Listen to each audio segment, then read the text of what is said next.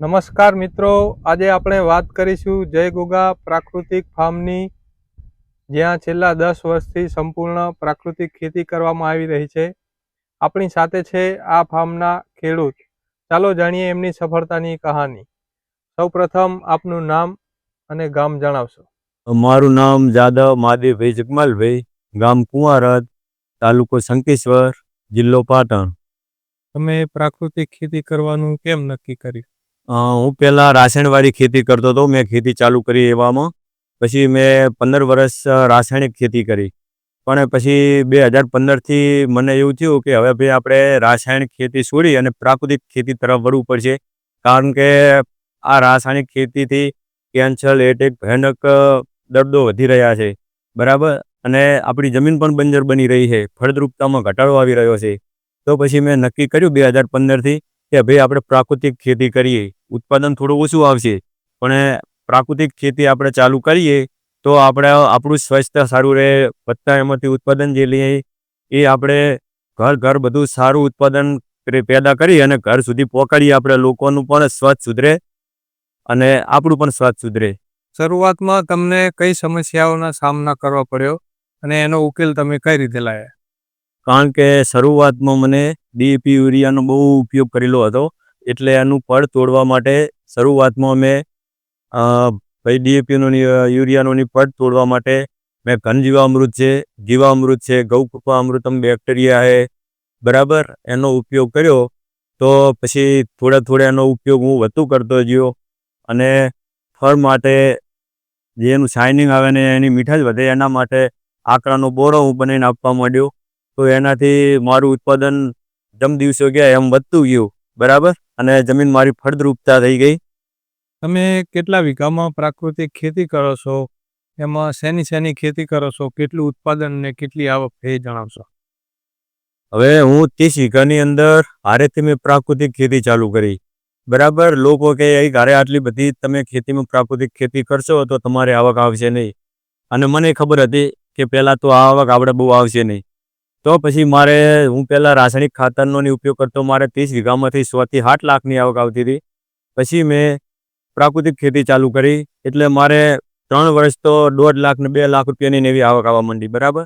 તો લોકો અને ઘરના બધા મને કહેવા માંડ્યા કે એલો આપણે તો આવક કંઈ આવતી નહીં, તમે પ્રાકૃતિક ખેતી ચાલુ કરી છે તો હવે આપણે આવક તો કંઈ આવતી નહીં. મેં કીધું ભાઈ આપણે પ્રાકૃતિક ખેતી ચાલુ કરી છે હવે, બરાબર, તો આપણી આવક ભલે ના આવે પણ આપણી જમીન માતા તો બચશે ને. આપણે આપણા વારસમાં આપણા છોકરાઓને આપણે સારી જમીન આપી શકશું, બરાબર.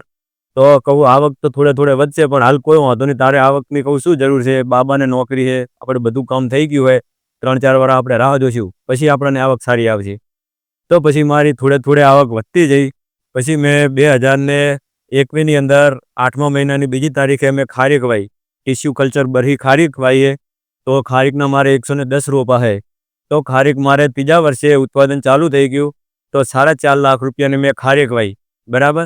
પછી ખારીક વાયા પછી એની અંદર ખારીક બાગાયતવાળા અધિકારીઓને જોઈ ગયા. પછી બીજા વર્ષે મેં જામફળ વાયા અને આંબા વાયા વચ્ચે, બરાબર. 30x30ના કાર્ય ખારીક વાયેલી છે. પછી 2 છોડ વચ્ચે મેં એક જામફળ અને એક આંબો વાયો છે.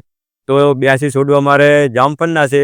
તો જામફળની આવક મારે 1.5 લાખ રૂપિયાની આવી. અને આ સાલ મારે જામફળની આવક 2 લાખ રૂપિયાની આવી. અને વચ્ચે હું ઇન્ટરક્રોપ કરું છું, બરાબર, સોલે ચણા વાવું. તો મેં બાગાયત 5 વીઘા કર્યું. તો 5 વીઘા બાગાયતની અંદર લોકો કે આપણે 3-4 વર્ષ રાહ જોવાની, આપણે ટૂંકી જમીન અને એમાંથી આવક આપણે આવે નહીં તો આપણું કેમ ભરણ પોષણ થાય. તમારે ખારેકનું કેટલા વીઘામાં વાવેતર છે? ખારીકનું મારે 1 હેક્ટરમાં વાવેતર છે. એની આવક કેટલી આવી? ખારીકની 4.5 થી 5 લાખ રૂપિયાની આવક આવી જાય ચાલ. અને વચ્ચે જામફળ કેટલા વીઘામાં છે? વચ્ચે જામફળ પણ એક ખારીકની વચ્ચે 30x30ના ખારીક છે, એની વચ્ચે એક જામફળ વાયેલું છે મેં. એની કેટલી આવક આવી? એની 2 લાખ. ગઈ સાલ 1.5 લાખની આવી હતી આવક, આ સાલ 2 લાખ રૂપિયાની આવી. પછી બીજું પ્રાકૃતિકમાં શેનું વાવેતર છે? બીજું પ્રાકૃતિકમાં આપણે ડુંગળી છે, બરાબર. કેટલા વીઘામાં? ડુંગળી છે આપણે 1.5 વીઘામાં. તો 1.5 વીઘામાંથી આપણે ડુંગળી લગભગ 650 થી 700 મણ ડુંગળી થશે. અને બીજું શેનું વાવેતર છે? બીજું આપણે 2 વીઘાની અંદર લસણનું વાવેતર કરેલું છે. દેશી લાલ લસણ આવે ને, એ રહ્યું વાવ્યું આપણે. તો કેટલું ઉત્પાદન એમાં મળે છે? એનું 200 મણથી 225 આજુબાજુનું ઉત્પાદન તેનું રહેશે. બરાબર. વત્તા તો એનું આપણે મૂલ્યવર્ધન કરી, આ સબ વસ્તુ હું માર્કેટમાં વેચવાની છે તો એનું મૂલ્યવર્ધન કરીને ઘરે બેઠા અને લોકોના ઘર સુધી હું પહોંચાડું છું. તો એનું મૂલ્યવર્ધન કરી અને 300 રૂપિયા મારું લસણ જાય છે. બરાબર. તો એમાં પણ આવક સારામાં સારી રહે. પછી બીજા મેં 15 વીઘાની અંદર ભાઈ આપણે જે 3 નંબરના આવે ને દેશી ચણા, એ દેશી ચણા વાયા. કારણ કે એમાં હું ભાઈ ચોમાસાની અંદર તો અડદ કાં તો જુવાર વાવું. તો એ 15 વીઘામાંથી મારે જુવાર હતી તો 3.5 લાખ રૂપિયાની મેં સાર વેચી હતી એની. બરાબર. અને પછી મેં સણ્યા લીધા તો 350 મણ સણ્યા થયા અને હું 100 રૂપિયા કિલો ચણ્યા વેચું મારા. બરાબર.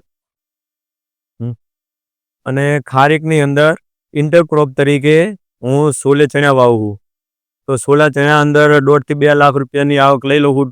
સોલે ચણા હું 150 રૂપિયા કિલો વેચું છું, પેકિંગ કરી કિલોના અને લોકોના ઘર સુધી પહોંચાડું. શું તમને લાગે છે કે રાસાયણિક ખેતી કરતાં પ્રાકૃતિક ખેતી વધારે ફાયદાકારક છે? હા, મને તો સારો અનુભવ થયો. કારણ કે રાસાયણિક ખેતી કરતા હતા એ વખતે તો 50% આવક તો બધી રાસાયણિક બિલ ચૂકવવામાં જતી રહેતી. રાસાયણનો જે ખર્ચો થતો ડીએપી, યુરિયા, પેસ્ટિસાઇડનો. અને હવે હું પ્રાકૃતિક ખેતી કરું તો પ્રાકૃતિક ખેતીની અંદર 0 બજેટ ખેતી કહેવાય. રહી કોઈ ખર્ચો નહીં. જીવામૃત બનાવો, એની અંદર મહેનત થોડી વધારે પડે, તમને મહેનત કરવી જોઈએ. તો જીવામૃત બનાવો. બરાબર. દૂધને ગોળ છાંટો, તમે નીમ ઓઇલ છાંટો. પછી આની અંદર તમારે ભાઈ ગૌકૃપામૃતમ બેક્ટેરિયાનો ઉપયોગ કરો. તમે આચ્છાદન કરો. તમારે અંદર ખેતરમાં જે ઘાસ ઉગ્યું હોય એનું આચ્છાદન કરી નાખો તમે, તો કોઈ ખર્ચ નહીં. તો પ્રાકૃતિક ખેતી કરવી જ જોઈએ. નવા ખેડૂત મિત્રો માટે તમે શું સંદેશ આપશો?